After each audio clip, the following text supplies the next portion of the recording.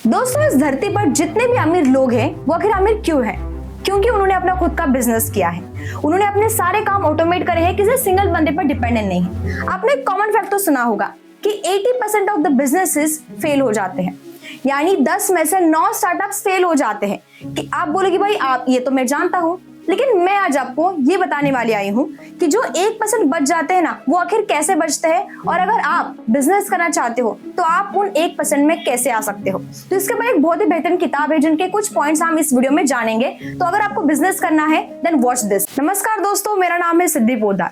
दोस्तों, सबसे पहली चीज है कि अगर आपके पास बहुत ही बेहतरीन टेक्निकल स्किल है तो इस बात से जरा भी कंफ्यूज मत होना कि आप एक बिजनेस भी रन कर पाओगे।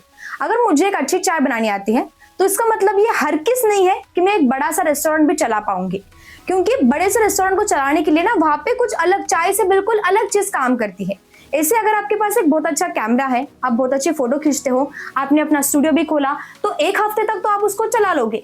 लेकिन अगर उस बिजनेस को तुम्हें एक्सपांड करना है तो उसके लिए जो चीज चाहिए वो फोटोग्राफी से बिल्कुल अलग है।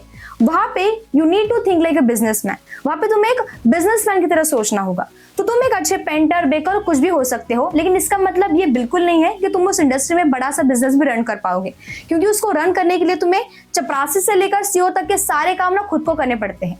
अगर तुम्हें अच्छी कॉफी बनानी आती है तो अपना कैफे खोल लोगे, लेकिन अगर तुम्हें लोगों को हायर करने का आइडिया ही नहीं है तो आपका बिजनेस फेल हो सकता है। एंड गाइस, सेकंड इंपॉर्टेंट चीज है कि create a system dependent business, not people dependent business. McDonald's का बर्गर तुम चाहे किसी भी सिटी में या कंट्री में जाके खाओ, तुम चाहे मुंबई में खाओ या ममदापुर में खाओ, तुम्हें उनका टेस्ट सेम मिलेगा। और इसका रीजन है उनके बर्गर बनाने के प्रोसेस और सिस्टम्स में।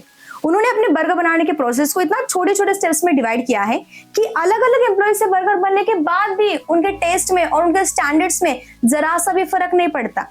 इसलिए अपने बिजनेस को पीपल डिपेंडेंट नहीं, सिस्टम डिपेंडेंट बनाइए। क्योंकि अगर पीपल डिपेंडेंट होगा तो आप तो जानते हैं कि लोग अपने मूड और मर्जी के हिसाब से काम करते हैं।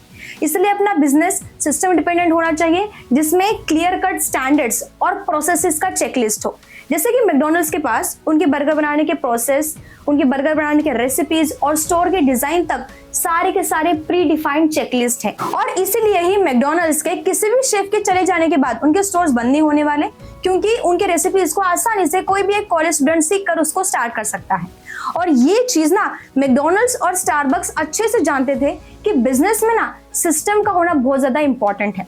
और इसलिए आज मैकडॉनल्ड्स के 39,000 से ज्यादा स्टोर्स होंगे और स्टारबक्स के 32,000 से भी ज्यादा स्टोर्स वर्ल्ड वाइड होने के बावजूद भी वो उन्हें आसानी से मैनेज कर पाते हैं, एक प्री डिफाइंड चेकलिस्ट होने के कारण। उनके एम्प्लॉयज बदलने पर भी वो उनका काम चुटकियों में समझा सकते हैं, जिससे उनके टेस्ट और स्टैंडर्ड्स में जरा भी कमी बिल्कुल नहीं आने वाली।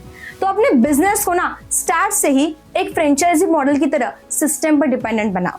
और अगर आपको ये वीडियो थोड़ी सी भी वैल्यूएबल लगी हो, वीडियो को लाइक जरूर कर देना, सब्सक्राइब जरूर कर देना, और इसका पार्ट 2 जल्दी आने वाला है तो सब्सक्राइब जरूर कर दीजिएगा। मिलेंगे आपसे अगली वीडियो में, तब तक के लिए धन्यवाद।